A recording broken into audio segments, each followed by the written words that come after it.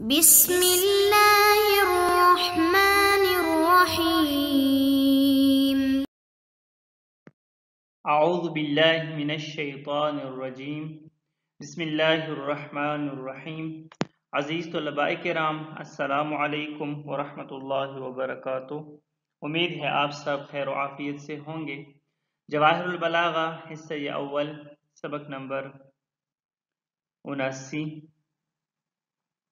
جیسا کہ آپ عزیزان جانتے ہیں، باب پنجم اطلاق و تقیید کے بارے میں ہے، یعنی کبھی کبھار کلام مطلق ہوتا ہے تو کبھی مقید ہوتا ہے۔ کبھی کبھار کلام میں جملے میں فقط مسند اور مسند الیہ کا ذکر ہوتا ہے، یعنی مطلق ہوتا ہے، اور کبھی کبھار کلام میں فقط مسند اور مسند الیہ کا ذکر نہیں ہوتا، بلکہ ان کے ساتھ کسی اور چیز کا بھی ذکر ہوتا ہے، کوئی اور چیز بھی کلام میں آیا ہوا ہوتا ہے جس سے قید کہا جاتا ہے۔ اب کئی ساری چیزیں ہیں کہ جو کلام میں بطور قید واقع ہوتی ہیں، ان میں سے سب سے پہلے توابع ہیں، اور توابع میں سے سب سے پہلے صاحب کتاب نے نعت سے بحث شروع کی۔ المبحث الاول التقیید بالنعت۔ سب سے پہلا بحث اس بارے میں ہے کہ کبھی کبھار کلام کو مقید کیا جاتا ہے نعت کے ذریعے سے۔ جیسا کہ آپ جانتے ہیں، توابع کل 5 ہیں، ہدایہ میں آپ پڑھ چکے ہیں۔ تابع یعنی کبھی کبھار ایسا ہوتا ہے کہ کلام میں ایک اسم آتا ہے جس کو کوئی عامل ڈائریکٹلی بغیر کسی واسطے کے اعراب دے رہا ہوتا ہے، اور کبھی کبھار کلام میں کوئی ایسا اسم آ جاتا ہے کہ جس کو ڈائریکٹلی کوئی عامل اعراب نہیں دے رہا ہوتا، بلکہ وہ اسم اپنے سے پہلے کسی اور اسم کا اتباع کر رہا ہوتا ہے، اس کی پیروی کر رہا ہوتا ہے، اس اسم سے اعراب کسب کر رہا ہوتا ہے، لے رہا ہوتا ہے، اس کو کہتے ہیں تابع۔ اگر کوئی عامل کسی اسم کو ڈائریکٹلی اعراب دے تو اس کو اعراب بالاصالہ کہا جاتا ہے، اور اگر کوئی اسم دوسرے اسم کی پیروی کرتے ہوئے اس سے اعراب کسب کرے، اس سے اعراب لے لے، تو اسے کہتے ہیں اعراب بالتبعیہ۔ توابع کل 5 ہیں۔ نعت ہے، یعنی جس کو صفت بھی کہا جاتا ہے، عطف بالحروف ہے، عطف نسق بھی جسے کہا جاتا ہے، تاکید ہے، بدل ہے، عطف بیان ہے۔ نعت کو کئی سارے اغراض و مقاصد کے تحت کلام میں لایا جاتا ہے۔ نعت اپنے موصوف کی تخصیص کرتا ہے اگر وہ نکرہ ہو، یعنی اگر آپ کسی اسم نکرہ کے لیے صفت لاتے ہیں اس کے بعد، تو وہ اپنے موصوف کی تخصیص کرتا ہے۔ صفت نعت اپنے موصوف کی توضیح کرتا ہے۔ موصوف بھی کہہ سکتے ہیں، منعوت بھی کہہ سکتے ہیں، مطبوع بھی کہہ سکتے ہیں۔ موصوف کی توضیح کرتا ہے اگر وہ معرفہ ہو، یعنی اگر موصوف معرفہ ہو تو صفت اس کی توضیح کرے گی، اور اگر موصوف نکرہ ہو تو صفت اس کی تخصیص کرے گی، کیونکہ لازم سی بات ہے، اگر کوئی چیز ایسی ہے جو نکرہ ہے تو اس کے بعد صفت اس لیے تو لائی جاتی ہے تاکہ اس کو خاص کیا جائے، مینشن کیا جائے، کسی ایک چیز کے ساتھ مخصوص کیا جائے تاکہ سمجھ میں آئے۔ اور اگر کوئی چیز پہلے سے ہی معرفہ ہے، پہلے سے ہی خاص ہے، تو اس کی تخصیص کی تو ضرورت نہیں ہے، بلکہ اس کی توضیح ہونی چاہیے، تو اس کی توضیح کرتا ہے صفت۔ مثلا حقیقت بیان کرنے کے لیے کہ اس کی حقیقت کو بیان کرنا ہو، اس انداز سے، اس لحاظ سے اس کی وضاحت کرتا ہے، یا تاکید کے لیے بھی کبھی کبھار صفت آتا ہے، یا مدح، ذم، ترحم وغیرہ مختلف اندازوں سے، مختلف لحاظوں سے اپنے موصوف کی توضیح کر رہا ہوتا ہے۔ صفت اپنے موصوف کی کئی جہات سے یا کئی لحاظ سے پیروی کر رہا ہوتا ہے، فقط اعراب میں نہیں بلکہ اعراب میں بھی پیروی کر رہا ہوتا ہے، ساتھ تعریف و تنکیر میں بھی پیروی کر رہا ہوتا ہے.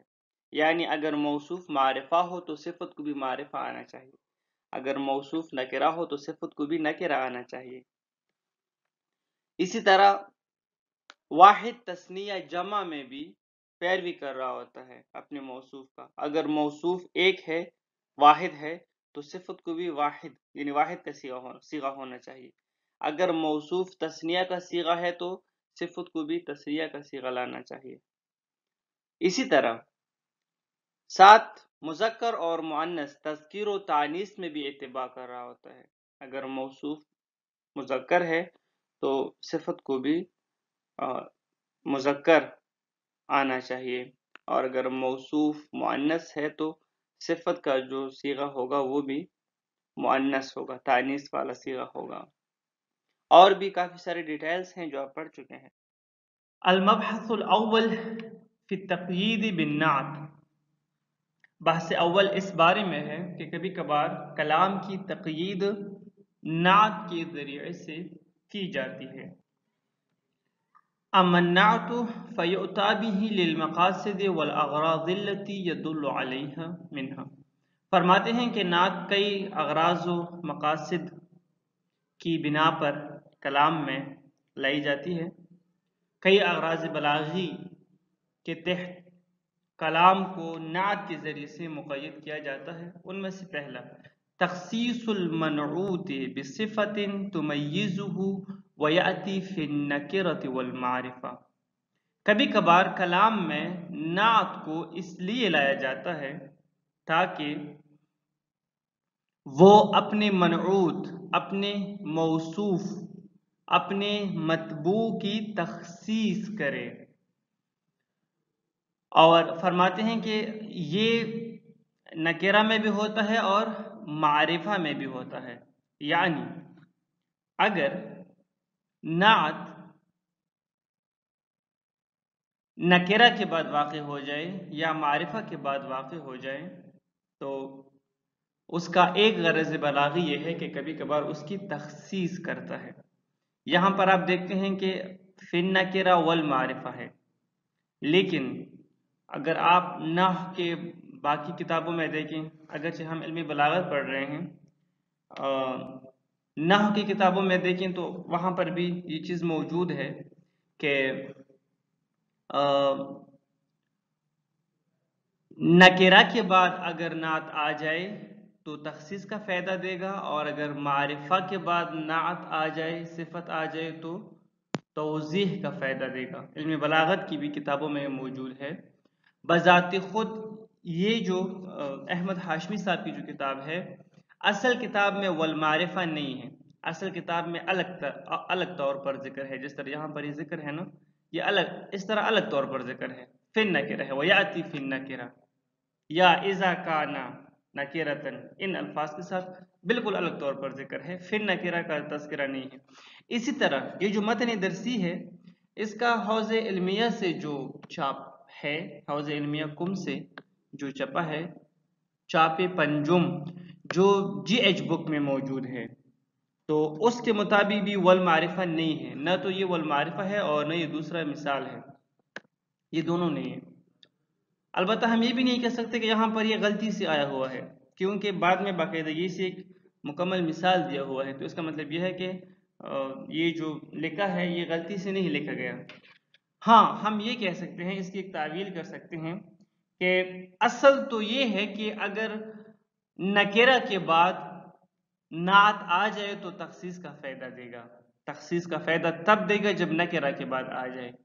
البتہ ہو سکتا ہے کسی غرض بلاغی کے تحت کسی نہ کسی جہت سے کبھی کبھار ایسا بھی ہو سکتا ہے یا ہوتا ہے کہ معرفہ کے بعد بھی نعت آیا ہوا ہوتا ہے اور وہ تخصیص کا فائدہ دے رہا ہوتا ہے، یا اس انداز سے اپنے منعوت کی وضاحت کر رہا ہوتا ہے گویا کہ تخصیص دے رہا ہے اپنے مطبوع کو.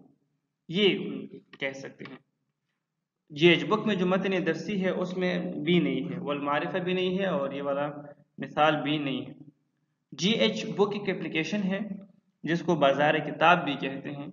اس میں تقریباً شیعوں کے منابع کتابیں، حدیث کی، تفسیر کی، جتنی بھی علوم اسلامی ہیں، سب کے سب کی منابع کتابیں اس میں موجود ہیں۔ اس کے علاوہ موجودہ جو علماء ہیں ان کی کتابیں بھی اس میں ہیں، اردو میں بھی ہیں بعض کتابیں، البتہ کم ہیں لیکن اردو میں بھی ہیں اس میں کتابیں۔ بیسیکلی یہ ایران کا بنایا ہوا اپلیکیشن ہے۔ انگلش میں بھی ہے کچھ بکس، اور فارسی اور عربی میں تو ایک بہت بڑا ذخیرہ ہے اس اپلیکیشن میں۔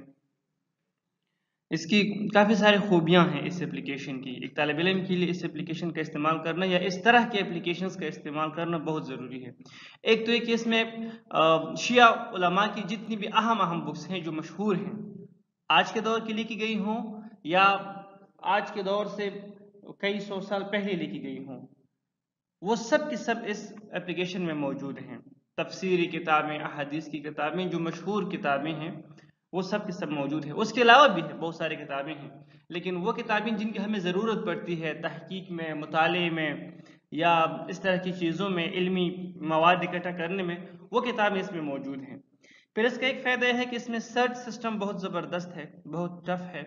پوری کتاب میں جہاں جہاں پر بھی کوئی لفظ ہے آپ سرچ کریں تو وہ آ جائے گا۔ سرچ سسٹم اس کا بہت اچھا ہے۔ ساتھ یہ کہ صرف یہ نہیں ہے کہ عبارتیں ہیں، بلکہ صفحہ نمبر بھی ہے ساتھ، یعنی آپ اس کتاب کو ریسرچ میں ایک منبع کے طور پر بھی استعمال کر سکتے ہیں۔ اس میں جو بکس ہیں آپ باقاعدگی سے ان بکس کا اصل حوالہ دے سکتے ہیں اس اپلیکیشن کے ذریعے سے۔ دوسرے ایپس میں ایسا ہوتا نہیں ہے، وہاں پر صفحہ نمبر نہیں ہوتا، اس میں صفحہ نمبر بھی ہے۔ انہوں نے جو کتاب لیا ہے یہاں پر ٹائپ کیا ہے اس اپلیکیشن میں، اس کا طبع بھی لکھا ہے، جہاں سے چھپا ہے وہ بھی لکھا ہے، اس کا سال بھی لکھا ہے، اور سب کچھ لکھا ہوا ہے۔ یہ تمام معلومات ہیں۔ پھر جو الفاظ جس صفحے پر ہے نیچے وہ بھی دیا ہوا ہے، صفحہ نمبر بھی دیا ہوا ہے، جلد نمبر بھی دی ہوئی ہے۔ تو اس کا فائدہ ہے کہ اس کو ہم تحقیق میں حوالے کے طور پر بھی اس اپلیکیشن کو استعمال کر سکتے ہیں۔ لہٰذا باقی بھی کافی سارے فوائد ہیں اس اپلیکیشن کے۔ اس میں کم و بیش 1 لاکھ سے زیادہ کتابیں موجود ہیں۔ تو اس ایپ کو طلاب ضرور استعمال کریں، اس کا استعمال کرنا بہت اہمیت کا حامل ہے۔ کقولہ تعالی، جس طرح کہ خداوند تبارک و تعالیٰ کا فرمانا ہے، انہا بقرۃ صفراء فاقع لونہا تسر الناظرین، سورۃ البقرہ آیت نمبر 69۔ اس آیت میں بنی اسرائیل کے واقعے کا ذکر ہے۔ وہ جو کوئی مسئلہ پیش آیا تھا بنی اسرائیل کے درمیان، پہ حضرت موسیٰ علیہ السلام نے ان سے کہا کہ گائے ذبح کریں، تو پھر وہ ہر دن آ کے یہی کہتے تھے کہ تھوڑی سی اور صفات ہمیں بتا دیں، یعنی حضرت موسیٰ علیہ السلام نے کہا گائے ذبح کریں، اگر وہ گائے ذبح کرتے تو بات ختم تھی۔ انہوں نے کہا ہمیں صفات بتائیں کیسی گائے ہوں، پھر کہا کہ پھر تھوڑی سی اور صفات بتائیں تاکہ ہمارے لیے بات اور واضح ہو جائے۔ تو انہوں نے اپنے لیے پھر خود اتنا مشکل کیا مسئلہ کہ پھر ان کو وہ گائے مل ہی نہیں رہی تھی، پھر کہیں جا کے مل گئی۔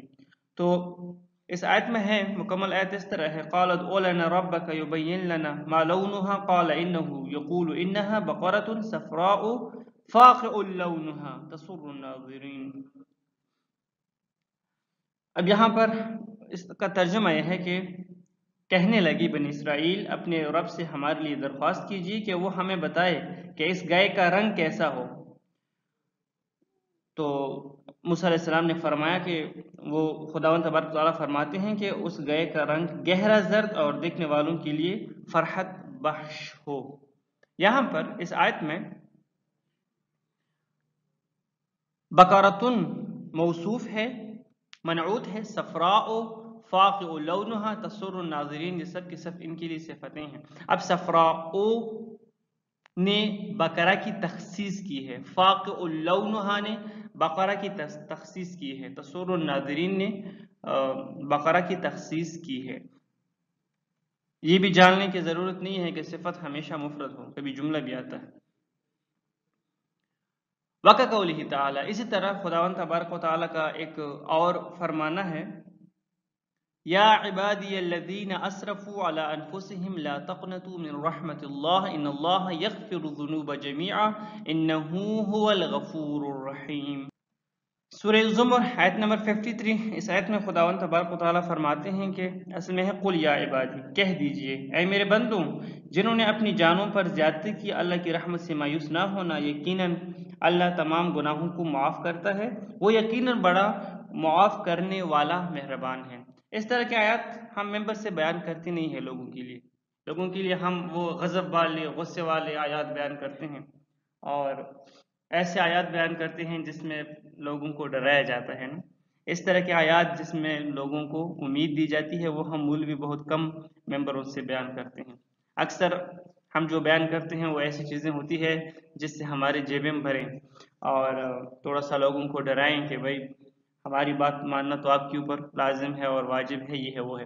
اچھا، ویسے یہ الگ بات، اس آیت میں خداوند تبارک و تعالیٰ فرماتے ہیں کہ انہو هو الغفور الرحیم، یہاں پر جو الغفور ہے اور الرحیم ہے یہ اس موصوف ہے ان کا ہوا، اور یہ دونوں ان کی ہوا کے لیے ہے صفت، الغفور اور رحیم ہوا کے لیے صفتیں ہیں۔ تو ہوا تو لازم سی بات ہے، اس میں ضمیر ہے اور معرفہ ہے، تو ابھی ان دو صفتوں نے ہوا کو مختص کیا ہوا ہے، تخصیص دی ہوئی ہے کہ وہی ہے کہ جو غفور ہے اور رحیم ہے۔ اب میں نے پہلے بھی بتا دیا نا کہ یا تو یہ ہے کہ توضیح اس حد میں ہو کہ تخصیص کی حد تک ہو، توضیح تخصیص کی حد تک ہو، شاید اس وجہ سے یہ لے کر آئے ہوں، اور یعنی کسی نہ کسی کوئی نہ کوئی غرض بلاغی ہے کہ جس کے تحت ہم کہیں کہ توضیح اس حد تک ہے کہ یہ لے کر آئے ہیں۔ یعنی آپ یہ کہیں کہ معرفہ کو نکرہ سمجھ کر اس کی تخصیص کی ہے، یہ بھی چلو کہہ سکتے ہیں۔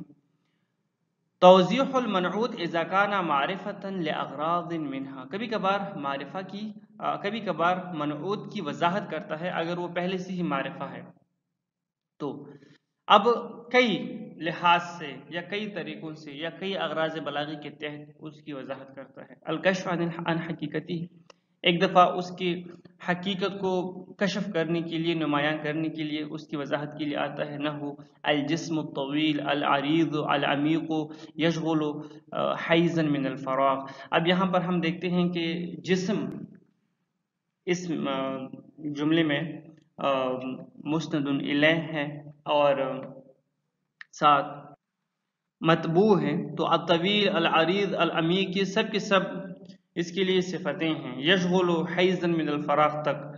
تو ان صفتوں نے کیا کیا ہوا ہے؟ ان صفتوں نے جسم کی حقیقت کو واضح کیا ہے کہ جسم کیا ہوتا ہے، جو طول رکھتا ہے، عرض رکھتا ہے، عمق رکھتا ہے، اور ساتھ ہی کہ ایک جگہ کو گھیر لیتا ہے۔ التاکید، کبھی کبھار نعت کے ذریعے سے تاکید بھی کی جاتی ہے، نحو امس الدابر کان یوما عظیما۔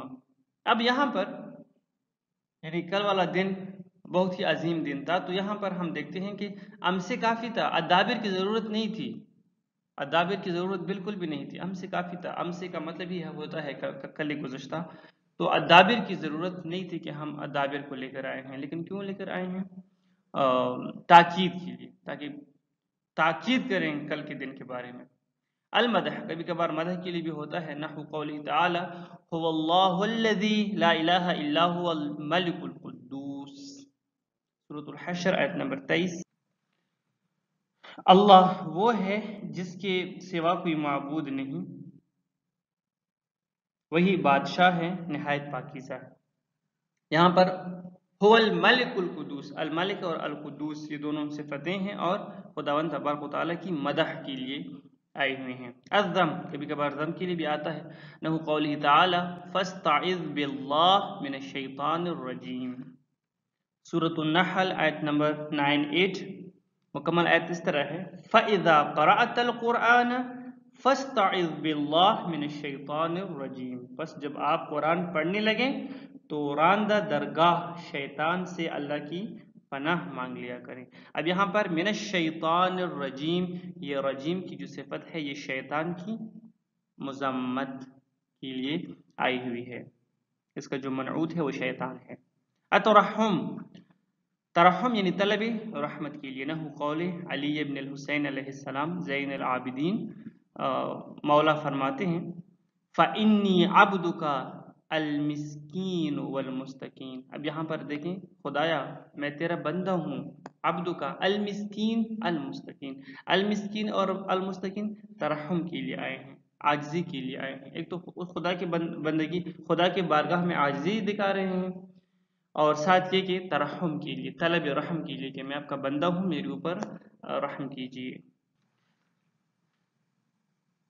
ایک بات ذہن نشین کیجیے گا کہ حقیقت تو یہ ہے کہ یعنی تابع اور مطبوع جو ہوتے ہیں وہ ایک ہی جز بن جاتا ہے جملے میں، وہ ایک ہی چیز ہوتا ہے۔ مثلا نعت اور منعوت یعنی صفت و موصوف، صفت و موصوف کلام میں ایک ہی جز بن جاتا ہے، یا تو وہ مبتدا ہوگا یا وہ خبر ہوگا، یعنی یا وہ مسند ہوگا یا مسند الیہ ہوگا۔